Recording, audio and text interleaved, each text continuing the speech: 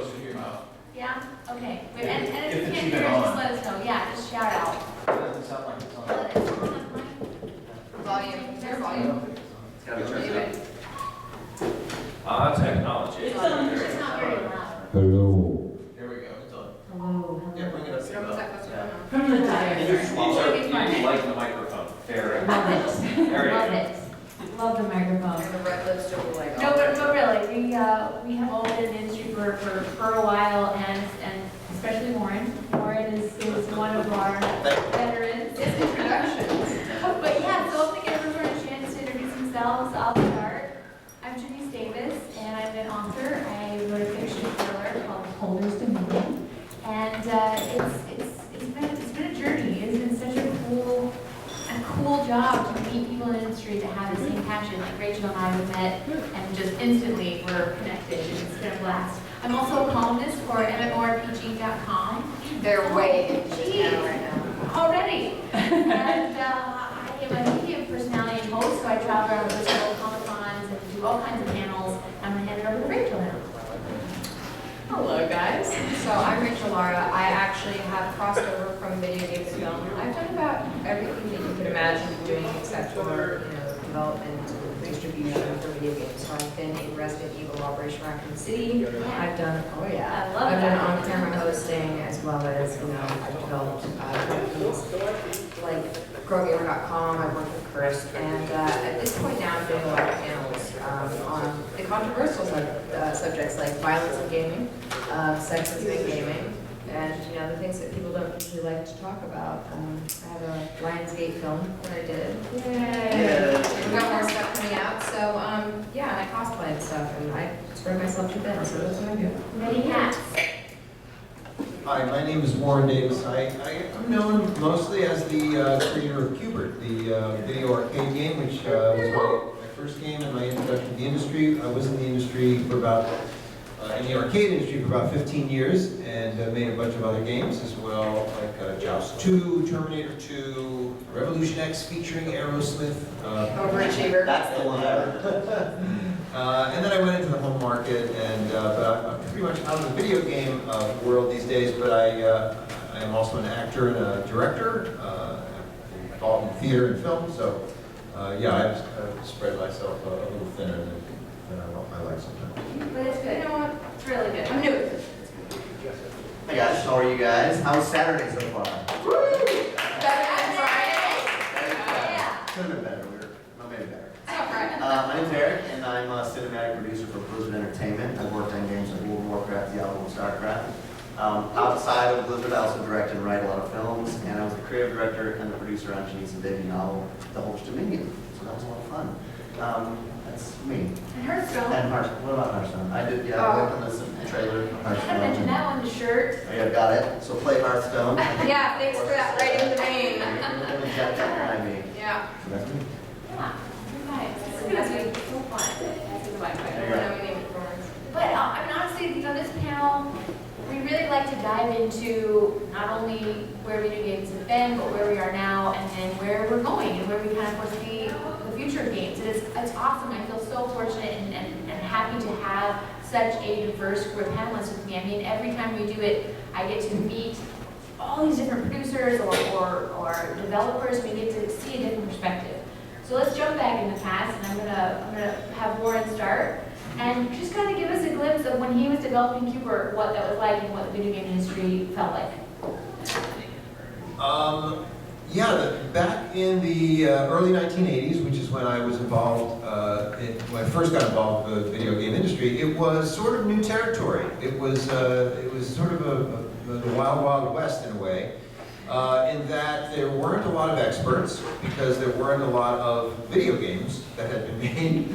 I mean, they'd been out since the 1970s, so there was probably a decade worth of games, almost a decade when I got involved. But even so, nobody really understood what made a game successful, and nobody really, people might complain, but nobody really knew, there was not a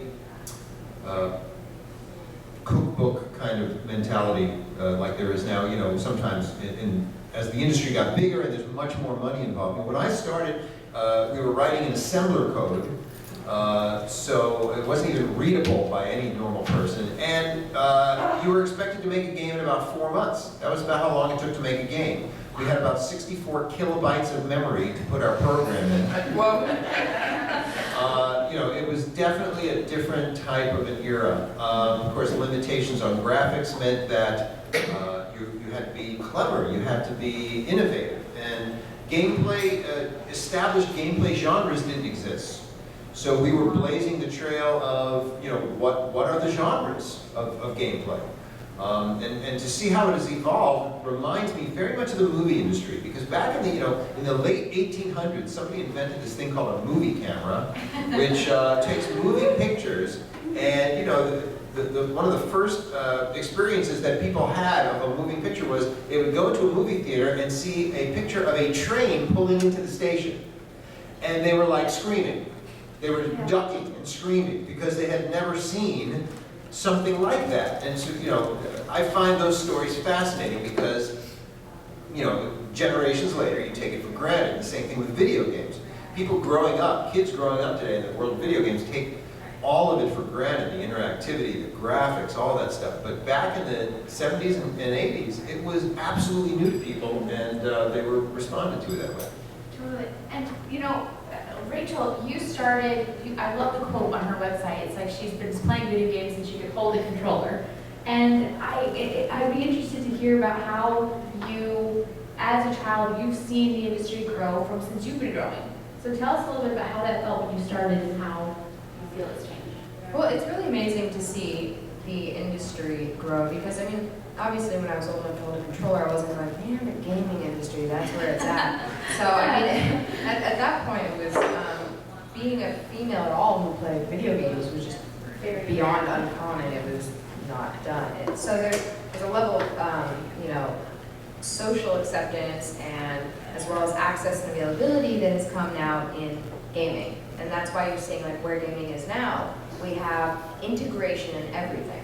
So you have an Xbox or a PlayStation, and they're both media centers. And 50% of people use, 54% I think it is, use their console just for movies. So it's like you have a gaming console, you have your iPhone, you have your iPad, you have your Samsung, your Galaxy, whatever you have, and you can play all of your games on these. Farmville was actually considered to be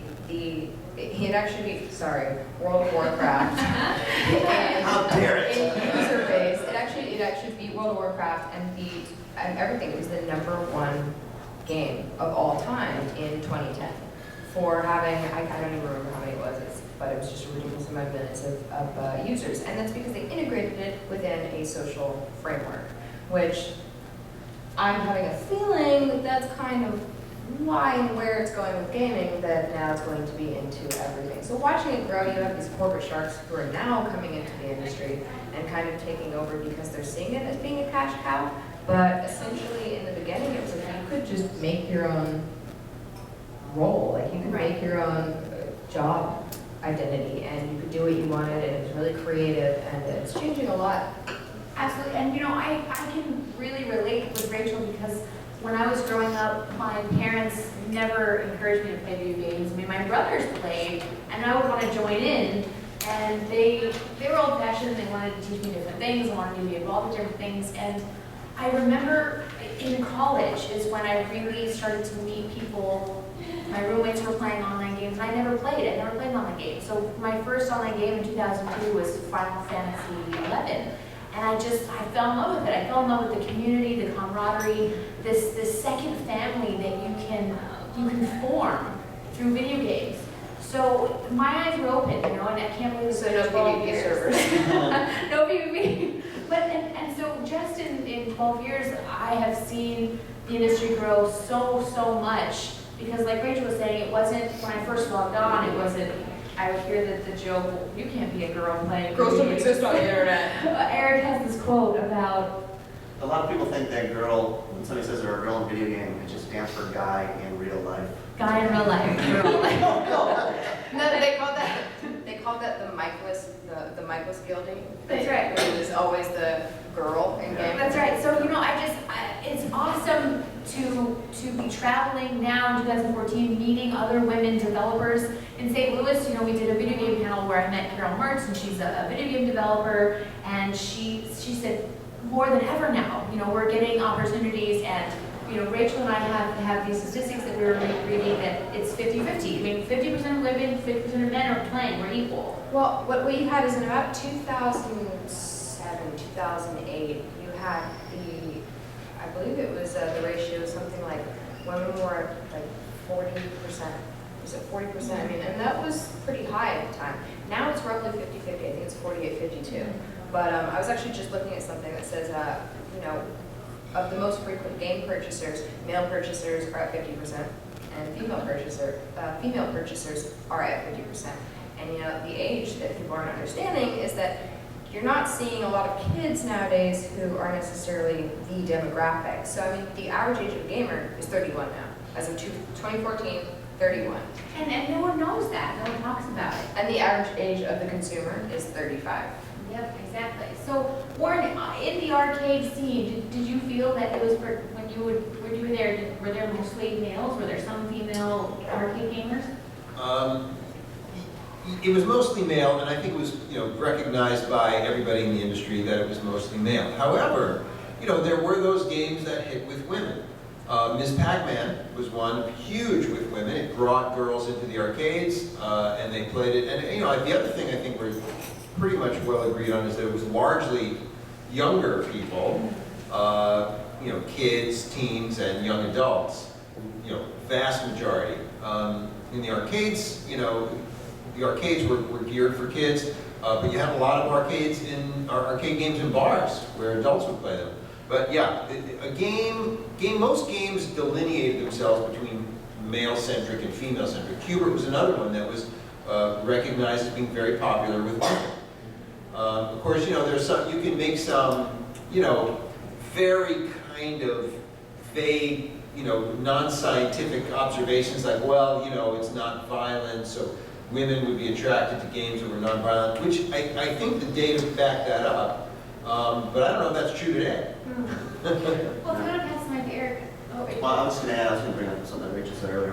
I think what's really interesting is when we were coming up, and we were playing video games, it may have been a very predominant male, probably female, whatever it's going to be. And I feel like it's like that doesn't exist anymore. Like kids are just playing video games, right? All of them, every age, every gender. You can't escape it. Yeah, you can't. The stigma is It's less who we're than- making it for now. And just think about this conversation in 20 years, right? Like it won't be as awkward as it is now. It's like, oh, you have statistics and what, something's different, and right? Like when we're grandparents, like video games are just normal. Interactivity is going to be part of our everyday life. I love that I feel like it's been going since the industry started, and I think we're in that weird place now where our grandparents are some older age that weren't a part of it for any reason, right? Whatever it was, don't understand it, but then the new generation is, and so we've got this great gap. We're like, how does this work, and how's it going Well, I have to a work out? statistic for you. I just read that the number of female gamers aged 15 and older increased by 32% from 2012 to 2013 in 1 year. I think it's fantastic. It's huge. I think we're headed that way. Oh, So, I want to throw out one more, being so old and having this old perspective. When I was a kid, it was comic books. That was the thing that kids did, that adults didn't do, that adults kind of frowned on.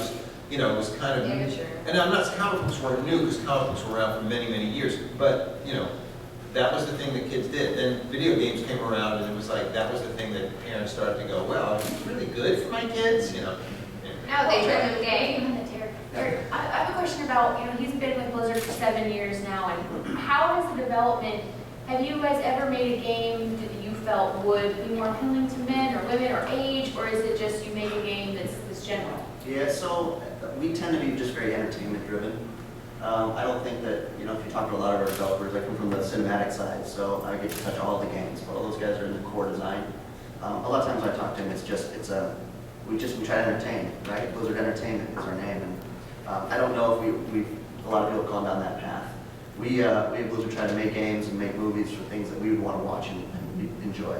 And I think even the ratio of gender at Blizzard is shifting, right? Because you know, it started in 1991 at Silicon Synapse, and a bunch of dudes, we got together and made games, and it's just kind of transitioned to, we've got a broad spectrum, because like the rest of the world of games is making that shift, they are as well. And so I think we've always just been like, what's a fun, awesome, interactive game that every age could enjoy, or you know, maybe like Diablo specific beyond 18, but we never really, not that I've ever heard from them, it's like, this will be specifically enjoyed by women. Well, I mean, That's that right. which is fantastic though, because Yeah. I mean, I had a personal incident where, sorry. I actually had a personal incident where I was doing press and I went to an Xbox, it's called X10, and it was a very exclusive Xbox event for press. And I went and I was supposed to do an interview with a Bungie representative who did an interview with a friend of mine from Destructoid. And then my friend from Destructoid said to him, so our friends from Girl Garen would like to do an interview with you, that's okay. And he goes, yeah, they're not really our demographic. Wow. Ooh, yeah.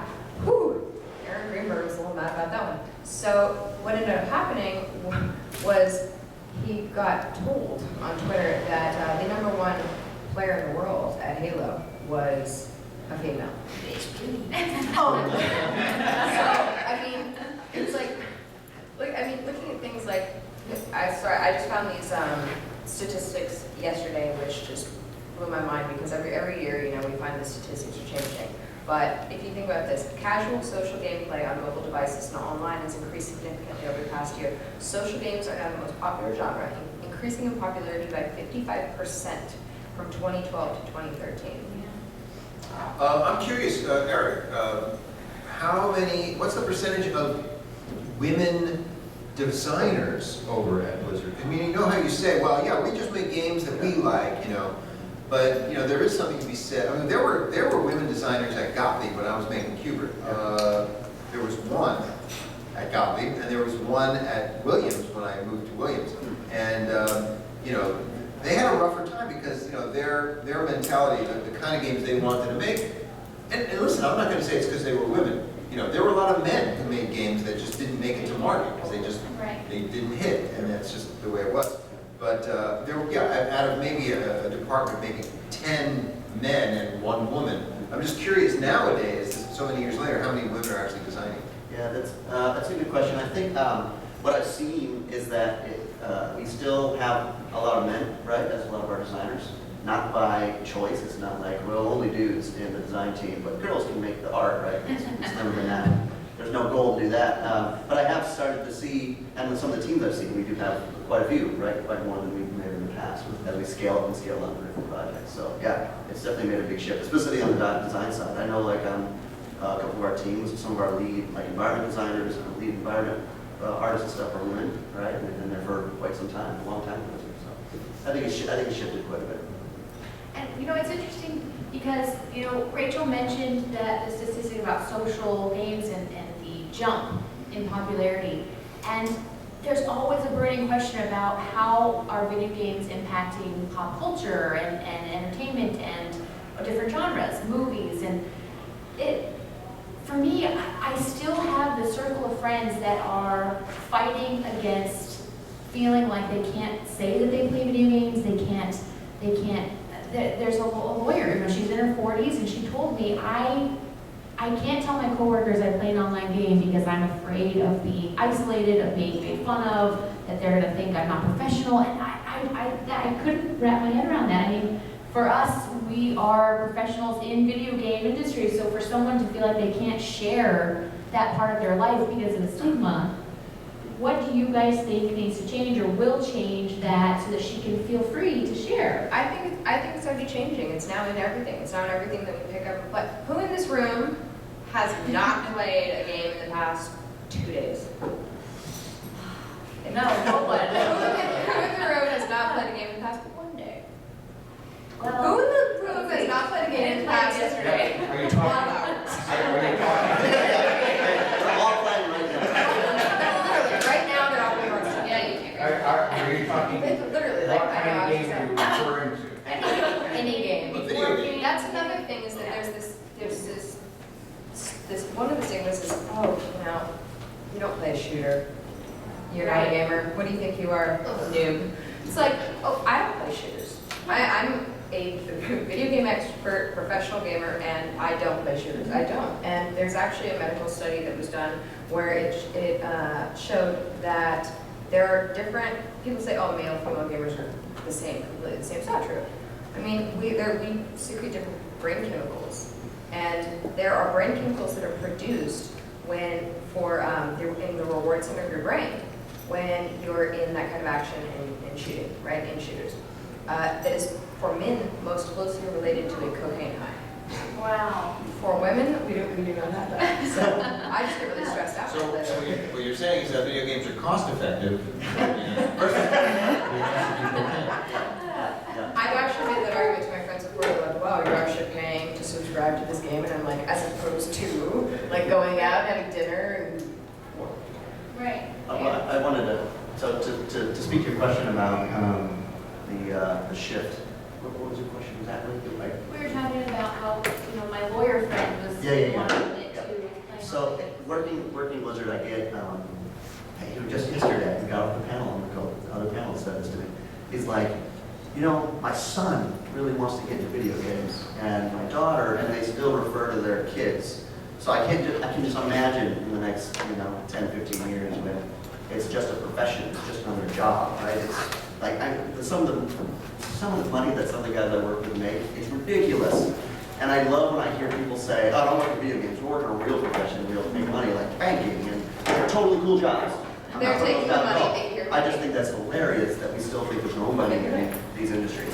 It may be more fickle, right? And it's entertainment. If you work in entertainment, any entertainment is a little ridiculous, right, from time to time. But the money that's being thrown in that industry right now is insane. And if you like we have somebody in our family who tells their kid, no, don't go to that industry. There's no money in that industry. And when we speak in high schools, and the parents come up to us afterward and say, well, I'm not encouraging my kids to go into video games or art, or because I just want them to have a secure job as a doctor or lawyer. And like you said, I mean, the salaries that some of these artists make are It's ridiculous. very high. Well- Yes, and just so everyone knows, feel free to throw out your questions as we go. They project in 2014 that the entertainment industry is going to make $247 billion. By 2017, the video game industry is estimated at $89 billion. Ridiculous. And like he's saying, the movie industry, we were just comparing Grand Theft Auto and how much they spent to make the latest game, and it was higher than the biggest budget blockbuster film. And so They made it all back. And they made it all back and more. So I mean, just think about that shift. You think about, okay, this movie took $150 million to make. This video game is now taking $200 million to make, and also Warcraft. well, and just to put that into perspective, right now it's at 15.4 billion. So that is a huge jump. I was just going to speak about the salaries. You were talking about how, if people can make a lot of money in video games. People can make a lot of money in being movie stars as well. The problem is, there's not that much room for those people, and I'm not sure how it is in video games. I'm pretty sure that people who are making tons of money in video games, there's probably not a lot of slots. So it's one thing to aspire to that, but Yeah. to actually, whereas a doctor or a lawyer, and again, arguably, because I know that the cost of those things have changed over the years as well. But it doesn't surprise me that people have these sort of outdated notions about professions and what professions make money. I think that literally is just, a human foible. That people they lock into something they heard 20 years ago, and the data may change, but their idea of it does not. Any other questions? Yes. What was the kind of budget back when you made Q-bert? I mean, how did they deal with budgeting for those games then? Probably much smaller teams, and I'm not sure how it's even going to make it to the marketplace. Right, yeah, I don't What think it year was worked. Q-bert, I started developing Q-bert in 1982. It came out very, very much at the very end of 1982. It was in the manufacturing phase, so it didn't really hit the arcades till 1983. But, I don't think things were budgeted the way they are nowadays. You didn't budget, at least if that was the case, I was not involved in any of that process. basically they hired people. So they had artists on staff, they had game designers on staff, and at Gottlieb, their way of doing things was very unique, maybe, I don't know, maybe other places were like that, but they would say, they would hire programs and go, okay, make us a game. We just literally had free reign, because the guy who was running, the two guys who were running, the VP of Engineering, Ron Waxman, and the VP of Marketing, Howie Rubin, they were running the department, and they had these notions, let's create an environment, and let these guys run wild with their imaginations. That was not something, that they couldn't even sustain it at Gottlieb. Because what happened was, some games would hit, some games would not hit, and then they were covering the costs of those games that did not hit. Eventually, they brought in some other management people to be like middle management who were like cracking the whip and saying, you know what? You can't work on it, because there were guys who were taking 2 years to make a game and it was a disaster. But that was because Howie and Ron were trusting certain people that probably in hindsight, they probably shouldn't have trusted. So then it was something like, okay, now you got 4 months, make a game, and then it became a little bit more structured. So there was an evolution to the industry, which is a natural thing. I mean, you'd expect, I'm sure it happened in the movie industry too. Things had to get, I would say it's matured in the last 10 years, yeah, absolutely. If someone, we were mentioning the budget and how you organize the development process of video games. What if someone in the audience wants to become a video game developer, but they don't want to quit their current job right now? I mean, there are a lot of opportunities opening up for people to create apps and create their own studios. I mean, we've met so many people that are opening up their own studios in different cities. Independent development and creation is getting a lot more recognition right now. Right. So, would you encourage aspiring game developers to start on their own, to create a video game association? What tips would you give? I think and this is kind of how it was when I first started in the industry, there was a lot of different kits out there. Depends on what you want to do for a job, right? If you want to be a designer, or which is the majority of the people who want to be designers, artists or producers. It's a little different to be a producer and want to get started in the game industry. But it's all totally doable. Like we were just in the same place doing a panel, and we had a lot of IGDA members, a lot of independent developers that were getting the industry started. So seeing that is awesome.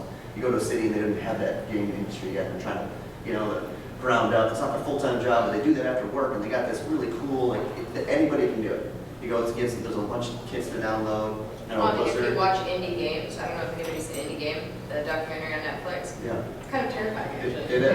It made me want to kill myself a little bit. Yeah. Because the guy wanted to kill himself. They're like, so what would happen if your game, if Fez doesn't, actually launch? And he goes, I think I'd kill myself. And she's like, oh, I mean, no, really. You're like, So there's a lot of opportunity with social, with that social genre. There's so many kits online, and there's so many ways to publish it. Like they pump out a game, and we were talking to guys in St. Louis every week, once a week. They're pumping something out. It's small, it's social, it's for their iPhone or the Android or whatever, but they're doing it. And they're getting better at It's become so building much games. more simple to do. So it used to be like you needed, so much C++ and so many different types of ways to develop that. Now, I mean, you can make an app yourself. Like it's almost kind of like name generator, app generator.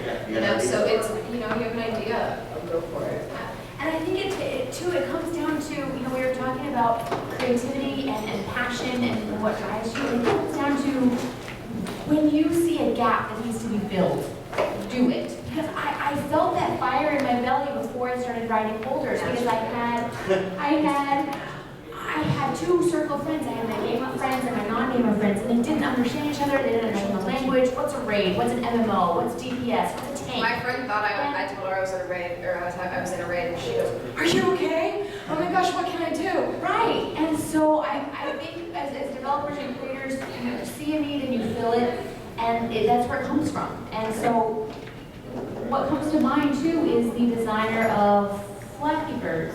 And Eric has this really psychological analysis, and he always talks about how he created a game that pushes your limits, pushes your boundaries, And it meant so much to him that when he got that feedback of people being addicted and going crazy, he took it down. And I wanted you and Warren and Rachel to jump in and talk about how you really loved that psychological aspect. Yeah, well, I think. Blizzard would. Yeah. Well, I want to be a psychologist, I think is why I like that. Well, game. then you still have a job at Blizzard. But I like that guy because he was the one that created this game that it wasn't just a game really, and I think that's why it was so weird, why it was so hard.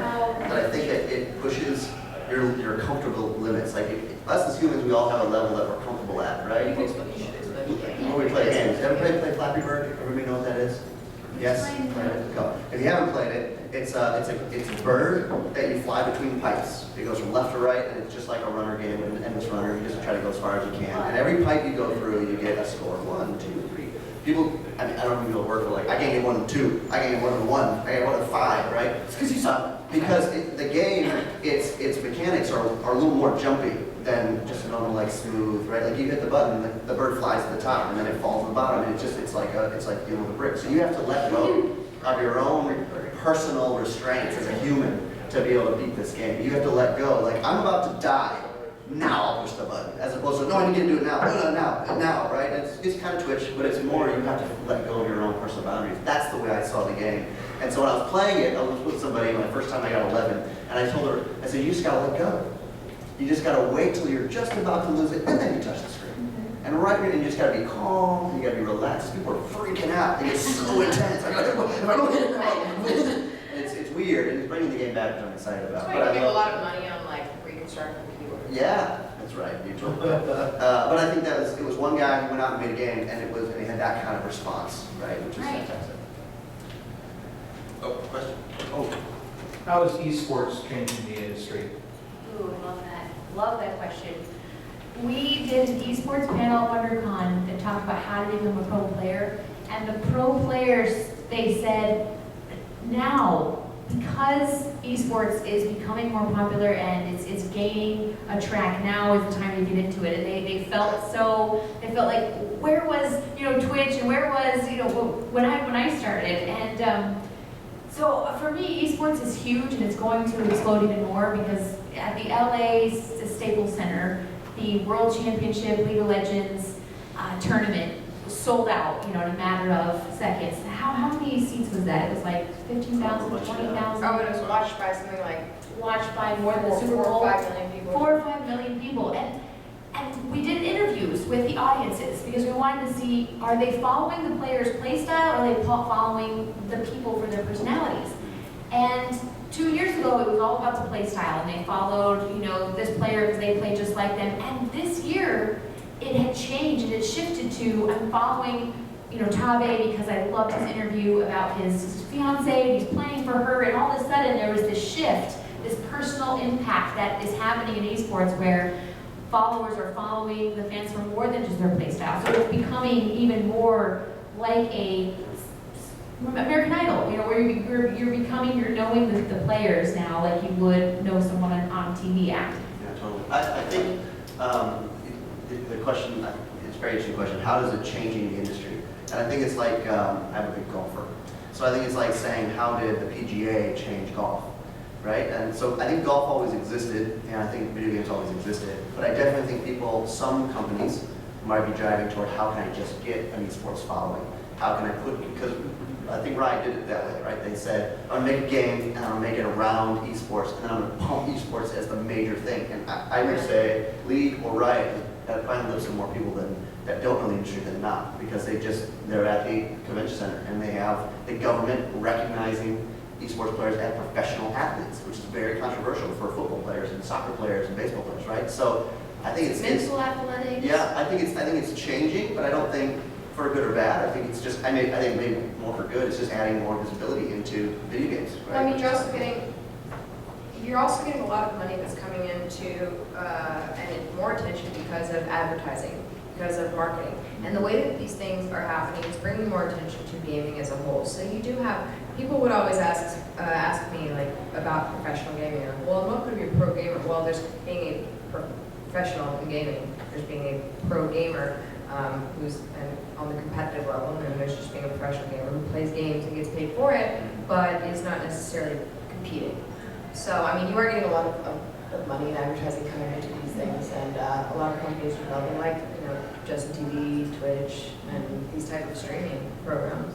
And it's created a lot of sub-industries too. There's a lot of companies that have come into games for the pure sports side of it, or get a lot of more corporate attention too, right? It may be game corporate attention, but like you're saying, creating a lot of marketing and visibility, and those are companies that didn't care about games before. It was just something for kids to do when they're, on their team. And you have to keep in mind that all of these things change the way that our games are made completely. New games are being developed to, it was the first MOBA. League of Legends was the first MOBA. Nobody knew what that was. Now they're trying to make MMO MOBAs. Now they're trying to make all these different types of games because this just broke the mold. This has never been. It was the It was first. the first widely recognized. Who's the best? Sorry, Blizzard, right? So, but you're getting a lot of genres that emerge from this, and it's kind of like I always use this example with my violence and gaming panels, as well as in my sexism and gaming panels and history of gaming panels, is that all of these aspects, like if you have some sort of, violence in gaming, and we stifle that and we try and suppress that, then, people can act out in other ways, fine. But it's going to change the way that our games are being developed. All of these things, the sexism thing, it's going to change the way that our games are developed based on reception. So, all that. Did you want to? No, I think you're absolutely right. It's just like continue to create more genres. It's like the movie industry, right? The more people that get into it, the more different types of people, the more the industry spreads out to other countries, the more types of games we're going to get, just like we did movies. And Jace Hall, he just took over Twin Galaxies Live, and he has the goal of mending all of the lost records and the upset pro players that are saying, look, I have this high score that's been lost, and he said from his heart that there are a lot of upset professional gamers that have been paid at tournaments and have just had these amazing scores that have been lost. So he's on a mission to create a whole new platform that is as thorough as the NBA, attracts everyone's, shots and everything, so that way they get the recognition that they deserve. And I think it's interesting because Paul Dean, Warren, he told us that he feels that it's so needed because he was an arcade high score holder. So I really, do you guys believe that esports will one day be made so mainstream that you will see in a grocery store, a League of Legends kind of Super Bowl type paper plates and napkins, promoting the game? The first time we see an esports player on a Wheaties box. That's when I The Wheaties box, the That's when I- esports player. That was always the goal. I'll agree with that one. Wheaties box. I'll agree with that one. No, but you are seeing more things like you can, I believe I saw Ralph's League of Legends cards to be able to buy. Trading cards. No, not trading cards, but like the actual to buy Skins and stuff. skins and whatnot. So you are seeing these things emerge. I would like to go to maybe a bar one day and sit down and be like, oh, check it out on the big screen. Go Starcraft. Warcraft. Yeah, but there's one. Okay, so they're emerging. Like in Las Vegas, You mean more regularly. More Like, I've got a regular, baseball game up and I've got Starcraft. like here's baseball, here's football, and then there's all the game. I saw the same thing. When I was at the bar a few months ago, we were looking at the screen, there was football and baseball. I said, how cool would it be if we saw esports, we saw Starcraft, Which there are we saw League of Legends. There are these establishments emerging, like in Las Vegas, there's one called Insert Coins, which is a great place, and the way that it's designed is that you sit at a booth, and there are servers who come, cocktail servers, who bring you not only drinks, but they bring you games and consoles. And so you go there, you have a big screen that you're playing in front of, and all the people walk here, and it's projecting up above you. So you can go and you can be like, can I get a Jack and Diet with a Nintendo 64 and this game? And a lot of a lot of the drinks are game based and whatnot. There's one in Australia in a bar. So I mean, And these there's are the food, they make it so it's game themed. and it's like these are really fun and great things, and you're seeing it emerge a lot more. And the availability, I can't stress that enough. The way that it's available in our social media is changing everything. And now the Xbox 360 or the Xbox One and the PlayStation 4 are being designed to be media centers, to take over as media centers, to play everything within them as apps.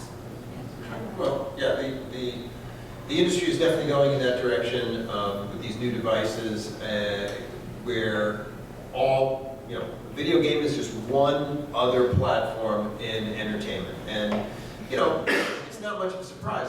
Just to add a little historical perspective, this thing about places like you're talking about Insert Coin, they've been, Nolan Bushnell started up a thing called U-Ink, which was up at Hollywood and Highland here in LA for a while, which was, an attempt to do something like that. I remember being down in one of the Disneyland hotels years and years ago where you were playing some kind of trivia game that was networked together, and you're playing not only with people in that location, but people all over the country. Was it in Florida? No, this was here in Anaheim. But anyway, so people, listen, anything that happens. It starts with people's imaginations. They try things out. Then it has to work from a business point of view. And if it hits, because we live in a capitalist society, so if it hits from a business point, people can make money on it, it's going to grow. I think we will see more professional video game things, that will be accepted, and it's going to take generations though, because you also have the stigmas of it are going to take generations to get rid of. It's true, but they're lessening so quickly. Yeah. Yeah, no, it's changing quite a bit right now. I mean, I about, you can hold it, I can yell. I had 4 friends who were all professional sponsored gamers, who were some of the best gamers in the world, who were closet gamers, and it just was like, my brain all exploded. I couldn't even understand how you could be that good at a game, travel around the world, be sponsored by teams, or be sponsored by companies, and nobody knows. Wow. But now it's like you don't even have to. Were they like walking around with these Jimmy masks? Oh, yeah. I think, going back to your question, Double life. I think we'll see, Minecraft right now is the big little kids game. There's a couple of them. If Minecraft, it doesn't continue, it'll be something else, and I definitely think it'll show up at the grocery store. I mean, it's just, once we get enough, as one was saying, business people interested in our weird world that we're creating, video I have games. not noticed. They go, oh, can I monetize that? How can I put that on shelves? And we're already seeing that. A couple of my friends, he's the business guy over at a Fireforge. And they got funding so they can make their game. And he's like, all right, now we got to prove we can make it. He's like, that's not me, I'm just the business guy. That's them to make. And so we've already got that very intrigued platform of business people that we've had even when the game started. That are like, how can I keep making this bigger and more? I mean, Halo, Microsoft's doing it crazy. Like it's already happening. A guy that we just hired came from Carnegie Mellon. Never really played video games, but he knows all the channels to monetize it. He did it in Netflix and Hulu, and he wants to get it out there and get more people around it, build a franchise and a brand. And that's, it's entertainment now, and it's going to be built right in. It takes so many years of people being at the forefront, planning, getting, it takes a consciousness that takes many years to have something be established. I think in our current society, I remember, years ago, like, what is this, 2014? Like 10, I don't even know anymore. It's like 10 years ago, I remember going to a space conference with people, business people, rich people with money, who were planning hotels in space. And this wasn't a joke. They Probably were selling. absolutely serious about starting the groundwork for orbiting hotels. You're going to see that. I don't know if it's going to be 30 years, 50 years, but these people are thinking that far ahead. It's the same thing with the video game industry. People have to think it, and then they implement it, and then it happens. Well, it started out in video games, the concept of like space hotels, so you could take credit for it. That's right, it came from video, it came from Q-bert earlier. No, there was no space Did hotel. you see another hand, or did you? I just have another hand. I was curious more, because I know kind of what you're talking about a lot is the social gaming, so like, or even like apps and mobile gaming, which is advancing. But this is kind of more a technical question, but how do you think the languages that are building the games are going to change? So like, if I'm building a mobile app, I build like the iOS network. But like C++, you mentioned earlier, is kind of the background of how many of games can be built over time. Do you think that's going to change, or are games going to be built on an easier framework? Well, I mean, easier to learn it's framework? essentially kind of Everyone like gets CSS that now, question where about you actually have languages so great and actually It's a have great point. Well, yeah, there's It's kind of technical, so it's not like it's a very good question. languages evolve and languages are created to fill a need. The thing that C# seems to be becoming more popular, but part of that is what company is pushing it. So there's other elements in there. But if there was a real grassroots need for a language, somebody would develop it.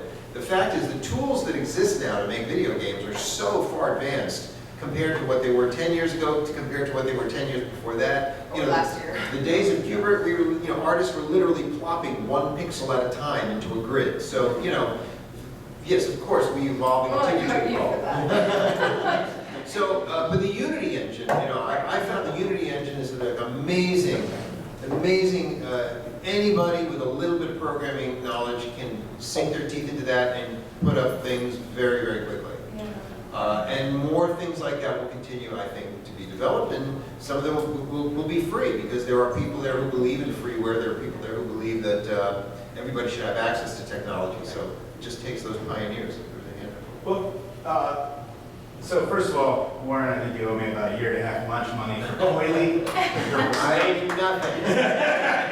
I demand restitution. But so where do you guys think we're going to be receiving our games? I mean, back in the day with Q-bert, we were going to the arcade, we were putting a quarter in a piece, to play those games. Now we have the home consoles, we have the huge TVs, we got the VR stuff coming out now. Where aren't you going to receive that? Well, yeah, but where does the gaming culture go?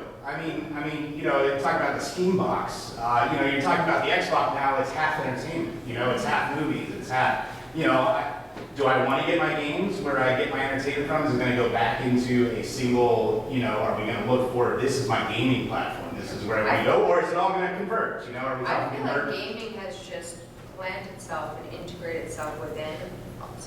I think the gaming has implanted itself within the spectrum of entertainment system so well that it's hard to escape it.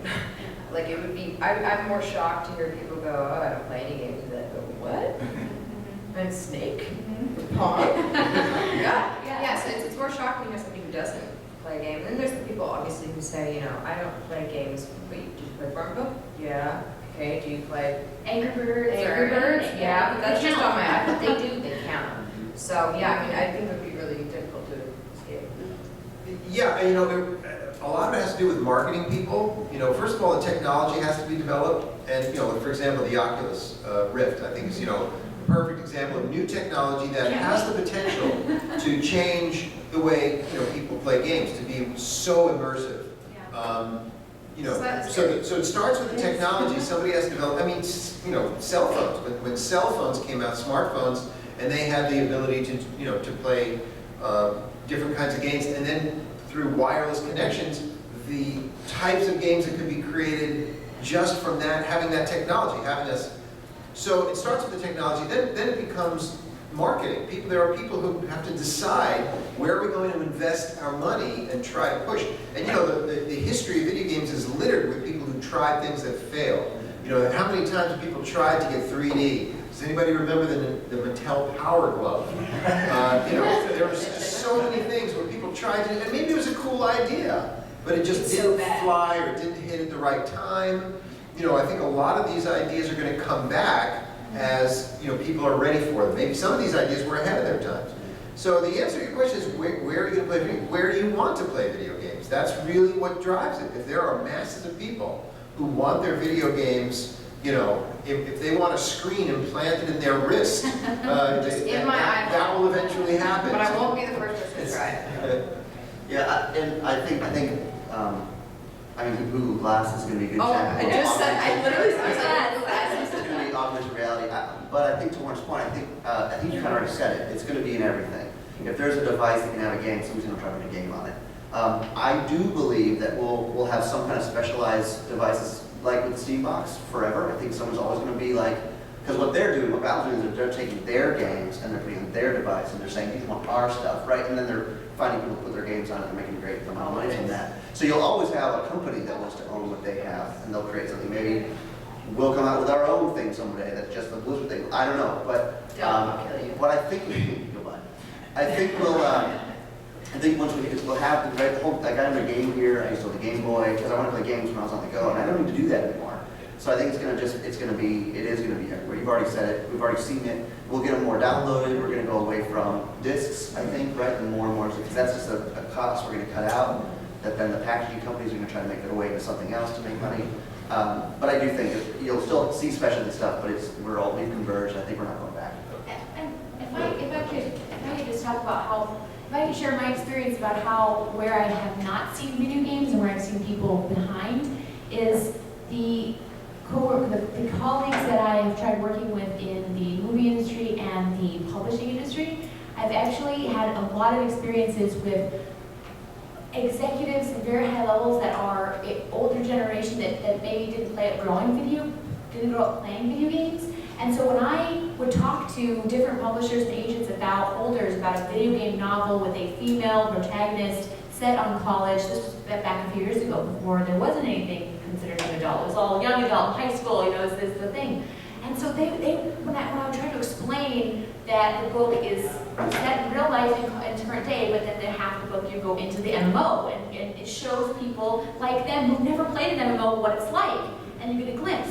And it would just, they had no idea what I was talking about, and they would say, I know nothing about video games, I don't know how to pitch video games, I don't know what a video game novel is like.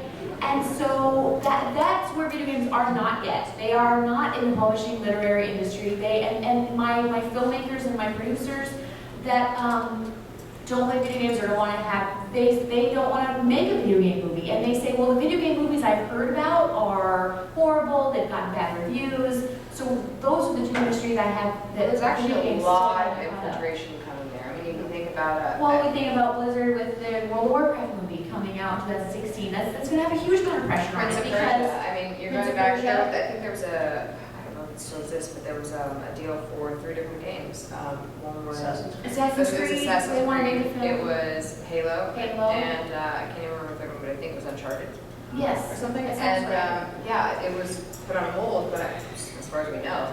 But I mean, that's another thing is that when entertainment, especially during a recession in the entertainment industry, people want to be entertained. They want to escape these aspects of just horrible economy and everything. Right.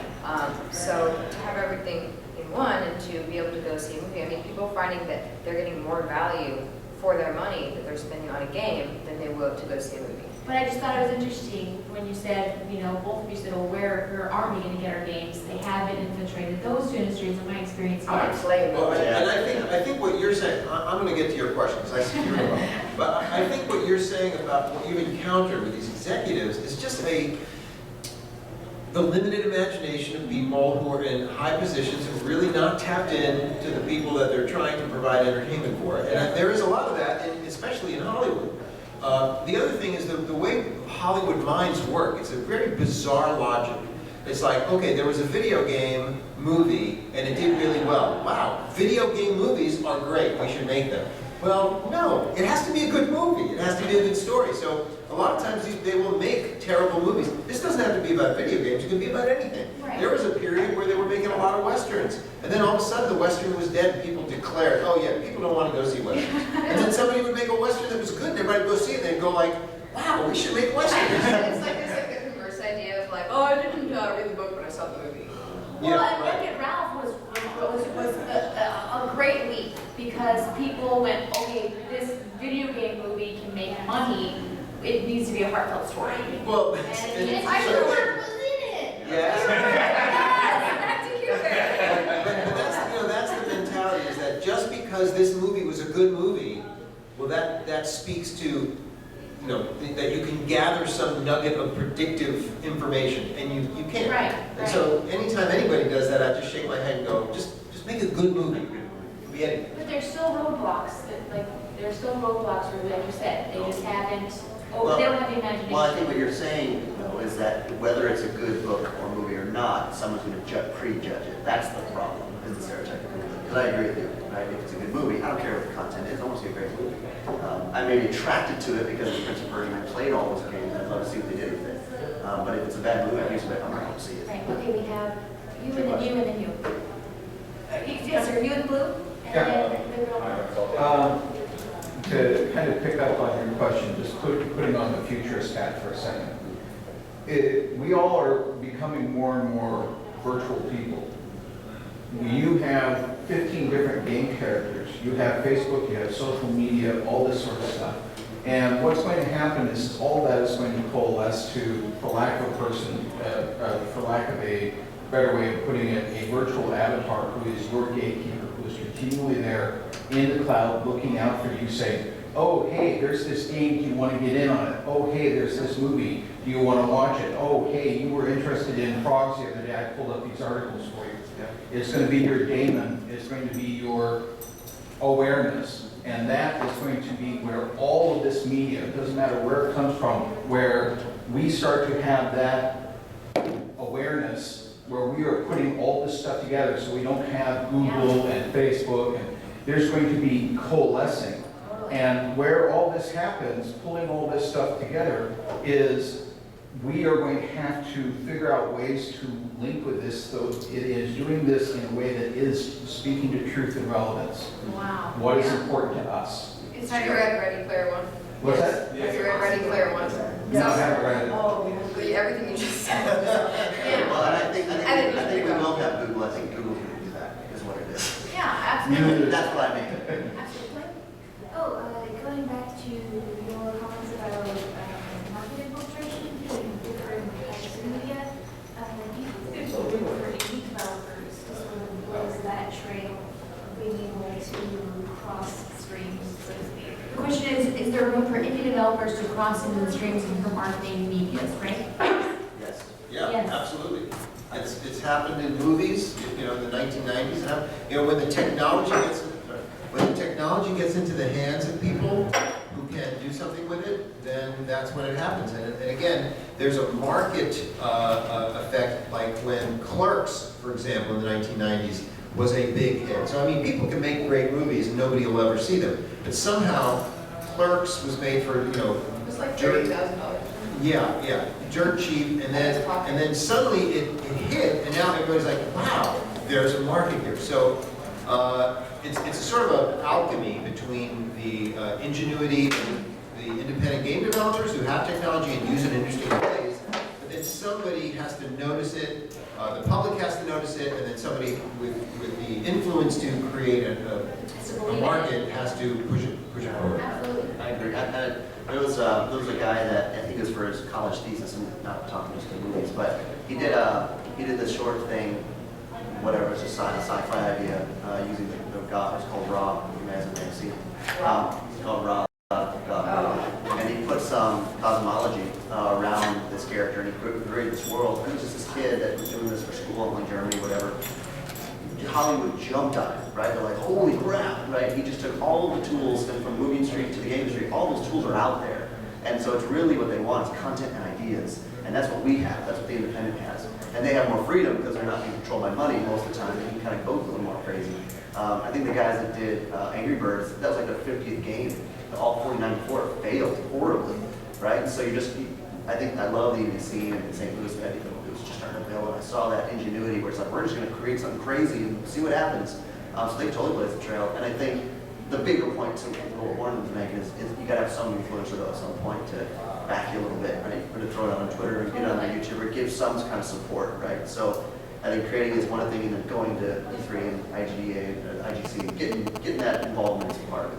Anita, do you have your last question? I'm good. Okay, awesome. Well, real quick, unless you have any other questions, we're going to Any put other on lines. questions? And you can find me at genesedavis.com and nmrpg.com, Twitter, Facebook. Holder's Dominion is my gaming novel if you like video games. You can find Rachel Lara at rachellora.com. Where is Rachel Lara? Where is Rachel? Where is Rachel? Right now. I'm here. I also have cards up here, but it's also at iRachelLara on Twitter. Yeah, so come up, grab some cards. Warren, where do we find you? Where is Warren You Davis? can find me in Hollywood tonight. I'm performing in a collection of short plays. He's a magician. But generally, I'm not. I don't have much of a public. I am on Twitter, and if you want to follow me, that's I fantastic. like your avatar, by the way. Warren Davis. At Warren Davis 29. Twitter, Eric, Kieron Davis, LinkedIn, yeah, okay, Kieron's my dad's name, I love it. Kieron, and then LinkedIn, if you have a LinkedIn, I got the Eric Davis, by the way, LinkedIn, I didn't Whoa, you got the Eric Davis. Your thing, I did, it's linkedin.com/top. Can you give me Rachel or? IN/Eric Davis, so I'm your first and only one. But yeah, And then, definitely. Oh, yeah, and they're all Davises? yeah. These are the only two Yeah, related. yeah. I No was- relation, no relation. One of these names is students. Yeah, produced by Eric.com and BlizzardEntertainment.com. But yeah, come up and see us and give a round of applause for everybody. Thank you.